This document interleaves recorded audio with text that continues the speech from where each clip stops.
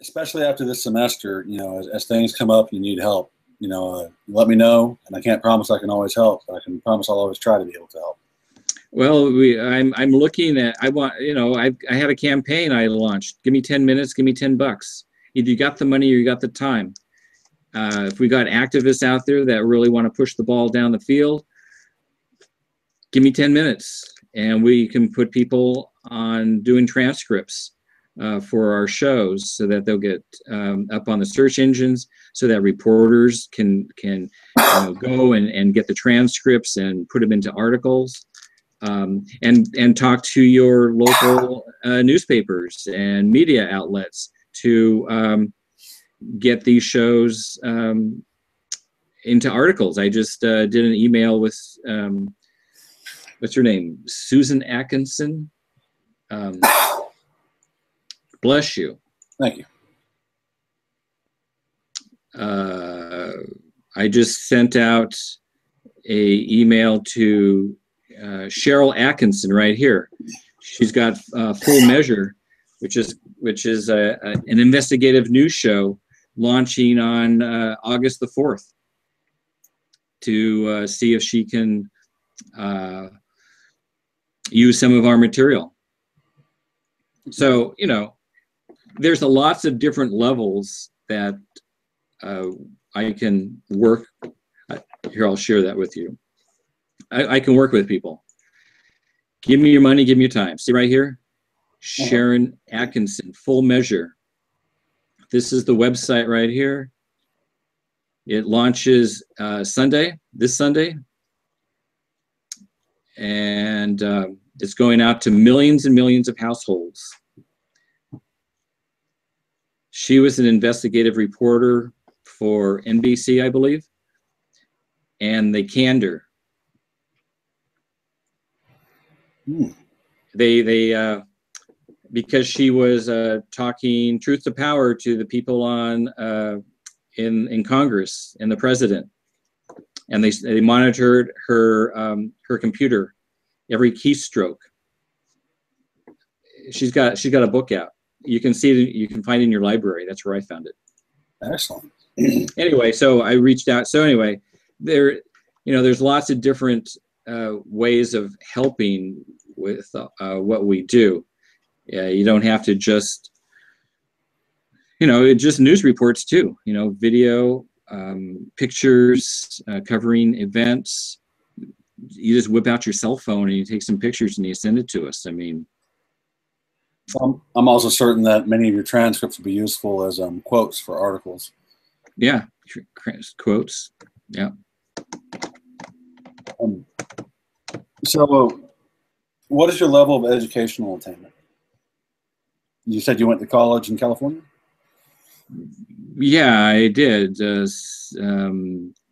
Couple JCs. I went to. I got a degree from Sonoma State University in business management. But I just found out like 2 years into getting my degree that I could get financial aid. So once I got my degree, I spent another 2 years in the art department, being an artist. And I made pottery, I made sculptures, I made bowls, I made cups, I made, big, huge things. I was super involved in that.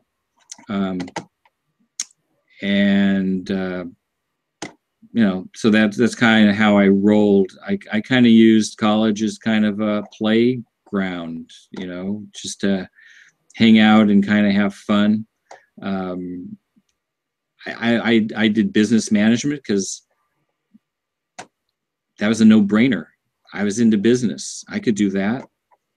So, I got the grades, I got the degree, and then I continued to hang out and play around in school. And then I got out, and then I got the School of Hard Knocks. I mean, I could teach courses. I learned more out of school, and that was, and then I got into computers, and then I had computer stores, and that was another lesson in software design, computer programming, sales, marketing, and then journalism. That's what I did. TV shows, video. I did a show called The Video Game Show, where I had 4 kids come into our store every week and play video games, and we broadcast that out on the community access television, and then put it into videotapes at the time and sell them to video stores. I was the first person to put an ad in a video game magazine when that first came out. So anyway, School of Hard Knocks. Cool. But they don't give you degrees in School of Hard Knocks. They don't give you any credit for School of Hard Knocks. So true. So GMO Free News is of course a journalist organization. And y'all interview a lot of people. What else do y'all do other than interview people? You travel a little bit, you said, right? No, I don't travel at all. Rachel's on the East Coast. Kathleen's on the West Coast. They might travel. We got Neil Young. He's doing a West Coast tour, and he's going to be in Seattle this Sunday, October the 4th. And I'm debating whether or not to go go there. I mean, it's like 3 hours. It's on a Sunday. It's on the evening. I won't be back until 2 o'clock in the morning. What am I really going to get out of it that I can't do virtually? I hooked up with Earth Island. They're going to be traveling around with Neil Young on the West Coast. So I'm going to reach out to them to see if I can do interviews with people at the concerts. So yeah, I'm not, though next year, I might go on the road. My wife wants to travel. She's going to retire from teaching, and she wants to hit the road. So we might get a truck that runs on vegetable oil and just hit the road. She wants to hike. She wants to see seasons. She got her degree in environmental studies. So she's an avid hiker. We play tennis. So we might follow the sun, whatever. So I just basically hang out in my little tiny bedroom here and talk to people all over the world. There's a lot to see in Georgia. There's we have 5 distinct ecosystems here, which is means we have a lot more plant and animal diversity than what you might expect in such a small state. So there's a lot to see here. If y'all decide to come to Georgia, I'll show you around. Well, our last interview, which was Friday, was with Dr. David Lewis, and he lives in a rural town outside of Georgia as well. Oh, Dr. David Lewis. He was axed at the EPA after 31 years. He's a microbiologist. Wow. Heavy interview. His focus was sewage sludge. That's what got him the axe. Sewage sludge. Wow. They're spraying it on our food, and they've been doing it for 20 years. What they did is they took the waste that was going into the oceans, 5 miles outside of the ocean. And in 1989, they stopped it. In 1992, they came up with a plan of, okay, we're not going to put it in the oceans, we're going to put it in the land. And they floated it by the EPA scientists, and David Lewis was head of a lab, and he said, this is unhealthy for public health. This is going to kill people. This is bad stuff. You're putting heavy metals, you're putting lead, you're putting pharmaceuticals, antibiotics in the soil, into the food, because they had a program to put it on the farmland. That was the program. And so he pushed back, and they fired him. They tried to. He had to go to he's now a member of the Whistleblowers Association in Washington, D.C. He's a certified whistleblower. You can check out his interview. I spent the weekend doing clips. We got 9 clips, and you can see a couple of them on our Facebook page. And Rachel, she was in high gear. I hope that Rachel really becomes a stand-up comic and takes her show on the road, because she had some moments during our interview. In fact, this week, a comic from England is flying over to New York to do stand-up, and we're going to talk to him. And hopefully Rachel will see him, because she's like 30 minutes outside of New York City. So we're going to have, a comic on the show on Friday. Oh, great. This Friday or next Friday? This Friday. We got to make it funny. I mean, we know that sex sells on the internet, but also comedy sells on the internet. So if we can, put together some comic relief in the area of death and destruction with what you're putting down your body, what you're getting on your plate, and maybe people will listen. And the upside of that is that by using comedy, you can still maintain your dignity. Well, that's a problem that Rachel has. She feels that it's not dignified to make light of this sort of thing, but she does. It's just in her nature. And we're talking about coming up with a toilet book. Your guide to read while your green duty is going down the tube. She's got a lot. I mean, all she does is talk, and I go, "Oh, we gotta use that one. Oh, we gotta use that one." She doesn't even know she's doing it, but she does it. Have you started any petitions? Nope. No, I don't think we are promoting the petitions, especially on the DARK Act that right now 1599. But if you take a look at history, petitions don't seem to work. It rallies the people, and it gives people that complacency that I've done my duty. I've signed the petition. The click and send, people seem to be into it. Right now, Just Label It. They've got a petition. They want to get 150,000 signatures to submit it to the government, to the president, or to Congress. Dr. Oz was on last Thursday, flaming, fanning the flames to sign the petition. Sign the petition. Gwyneth Paltrow, she was on the Hill. Sign the petition. Sign the petition. We got to get 150,000 signatures. If you take a look at history, where has anybody, I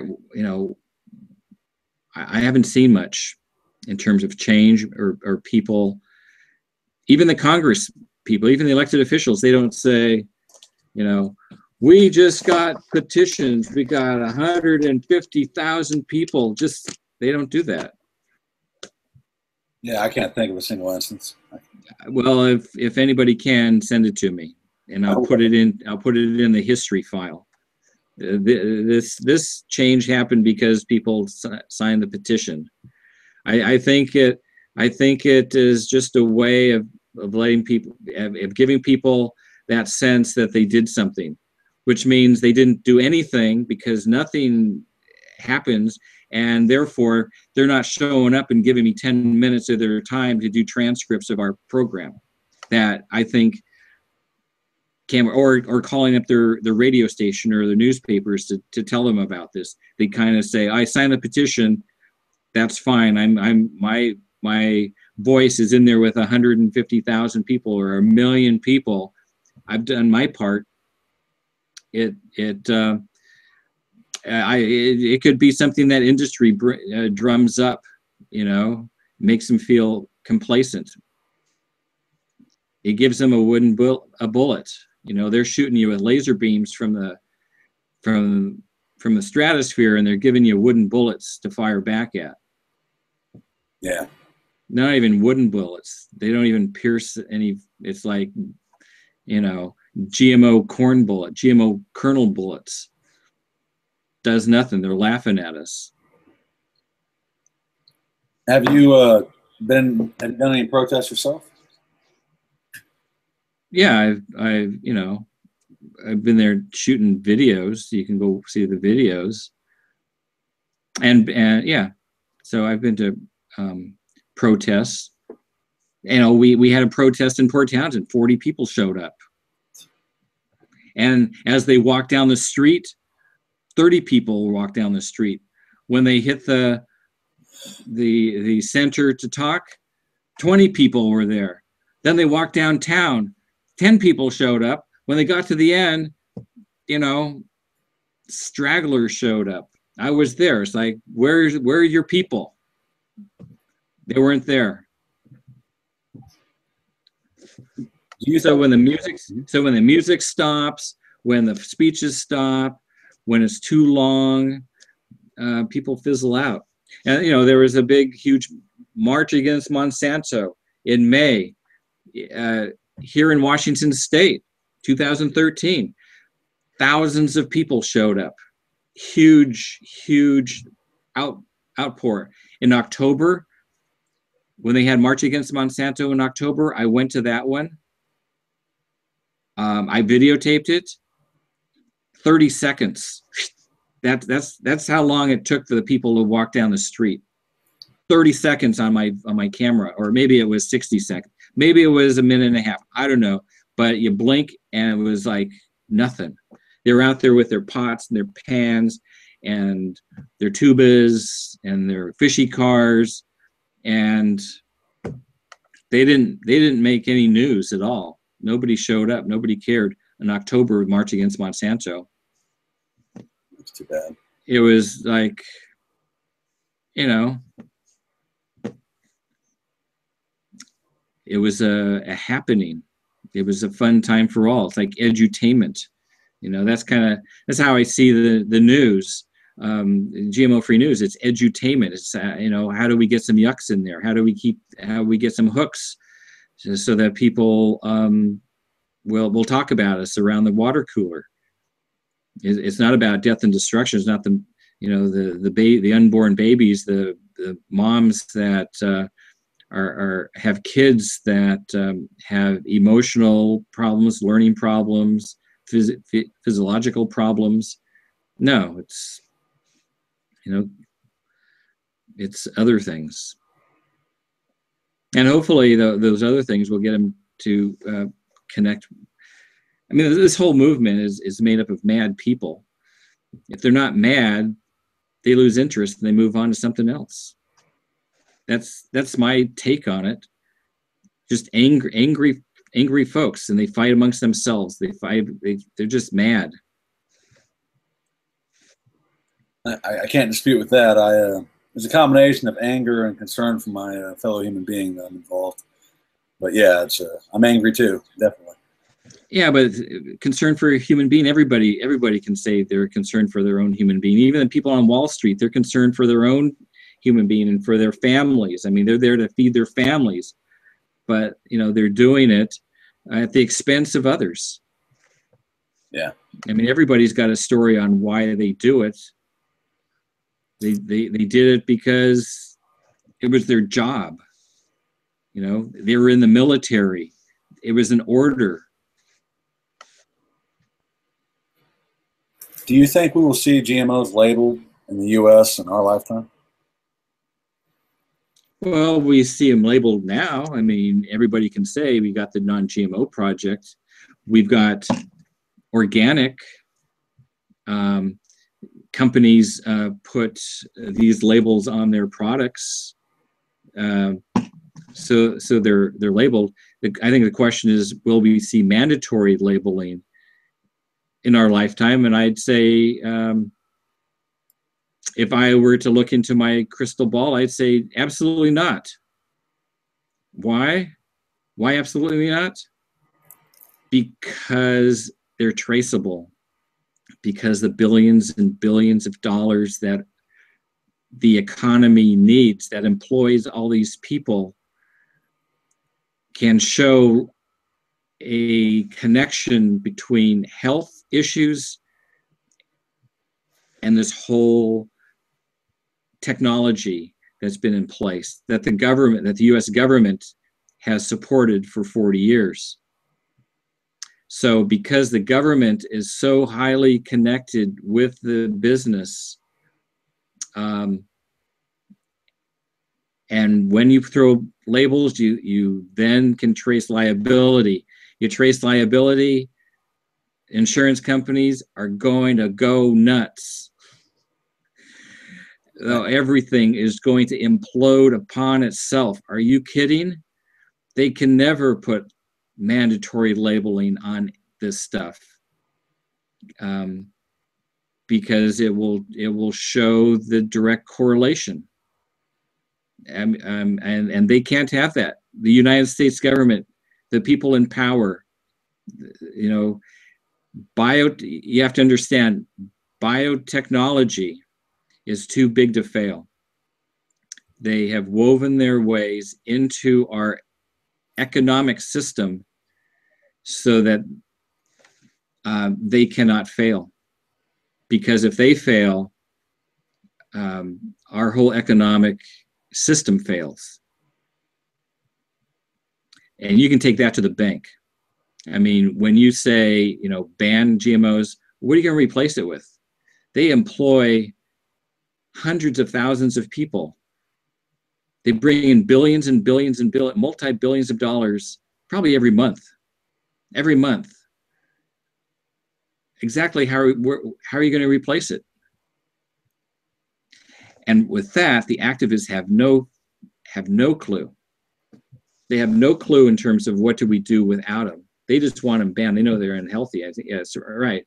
But you're dancing with the devil right here, and the devil has made their bed, and their bed has our way of life, you know, connected to it.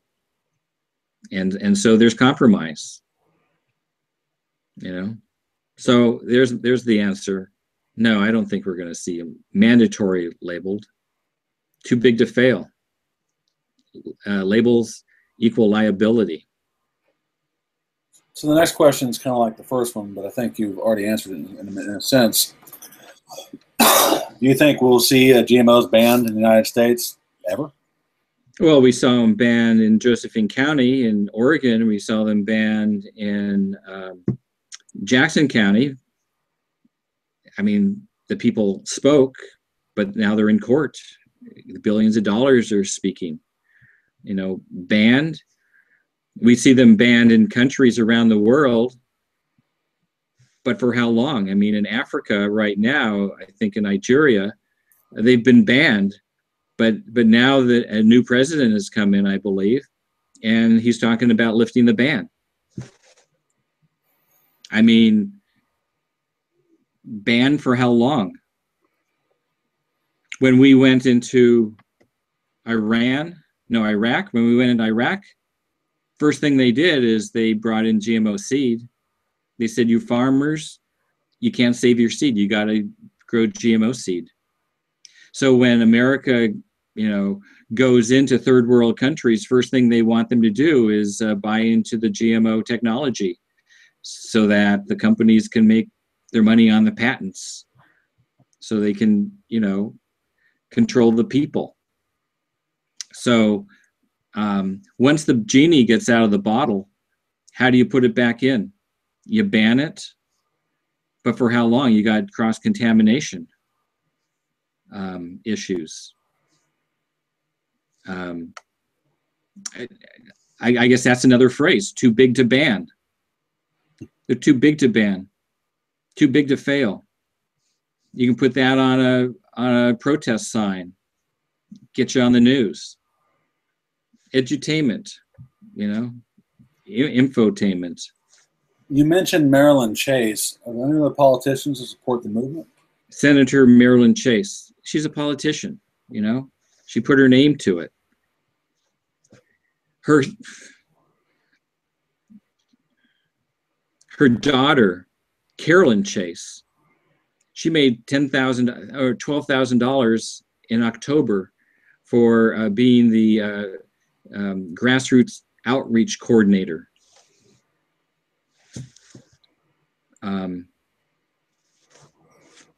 You know, she supported it. It failed. She moved on. You know, she licked her wounds. I mean, she's a politician. She's a politician. She's got compromise. She's Democrat. She had a Republican come on to support the bill.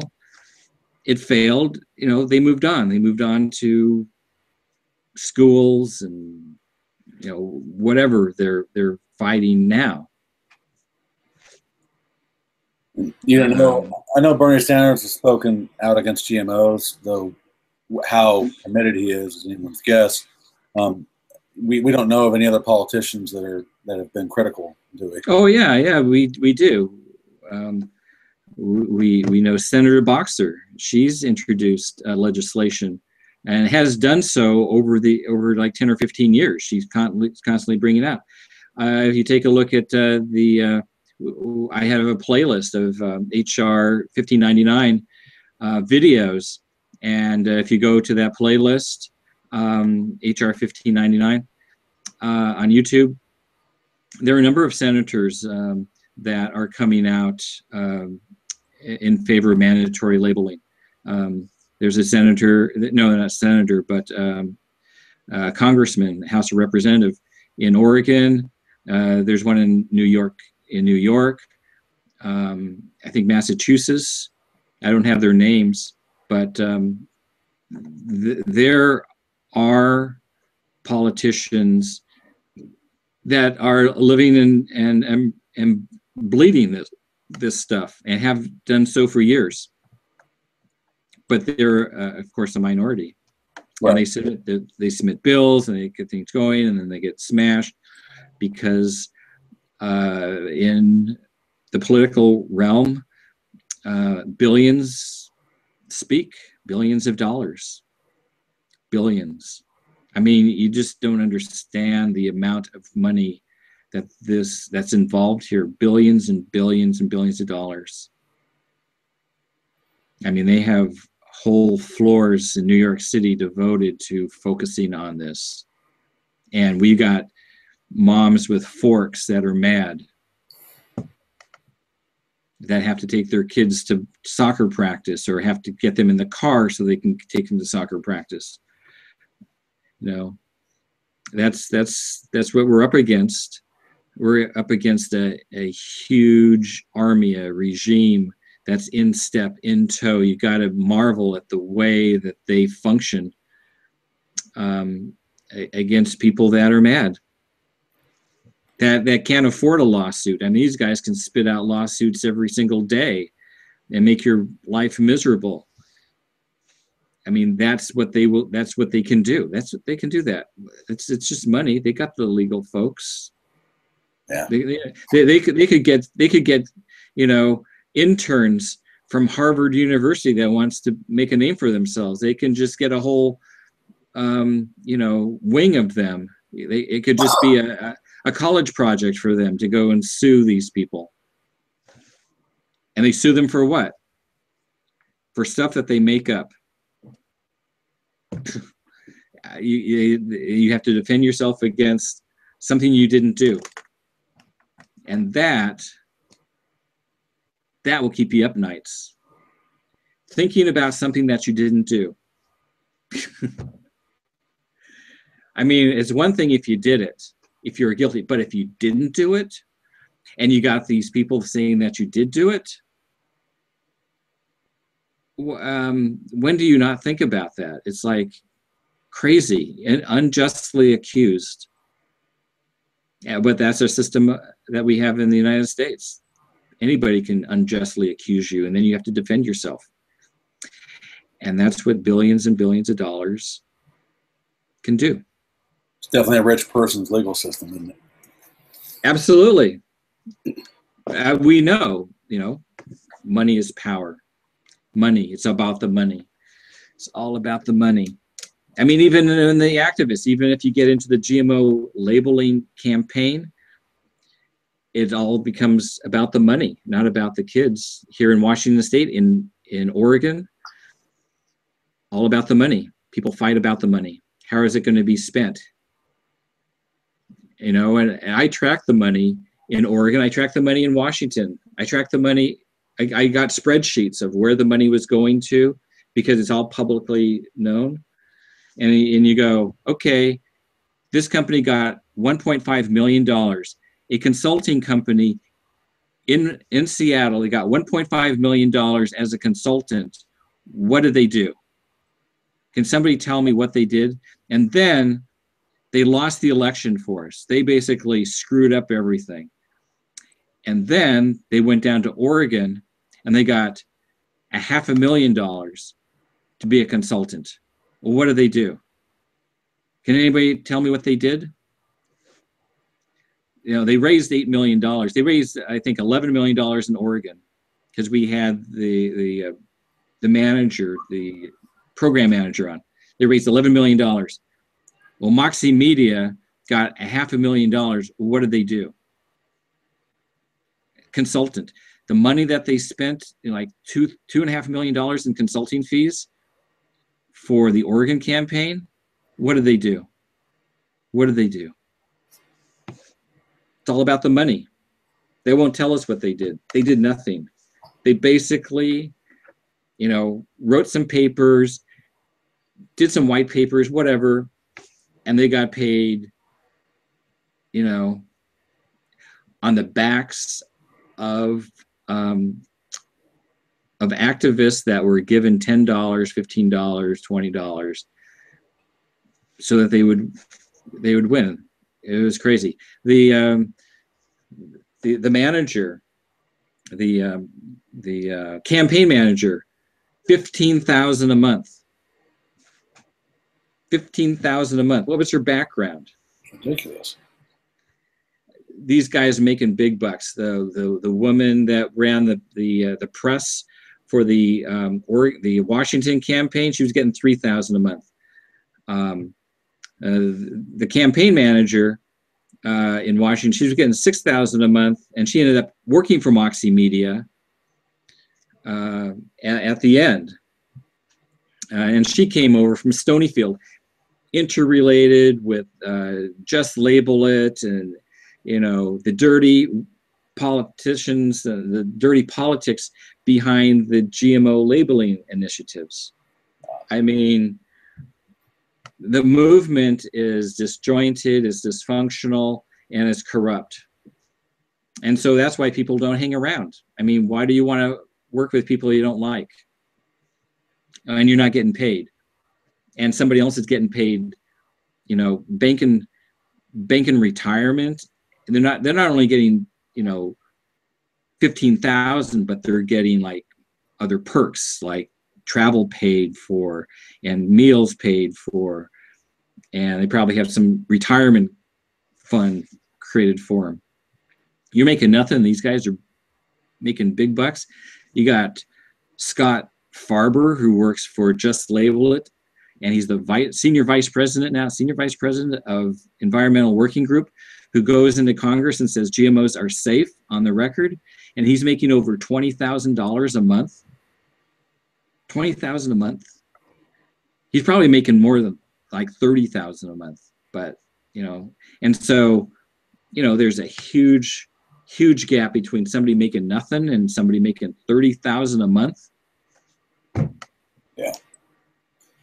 Well, it's all the time I have. I have to get to class. So thank you. No problem. For the interview. So do you want to, I will stop this broadcast right now. Thanks so much for talking with us. Any closing words for the record? Yeah, thank you for all you do. You know, over at GMO Free News, you've really inspired us, and you know, you're helping get the awareness out. So thank you for that. Thank you for what you do as well.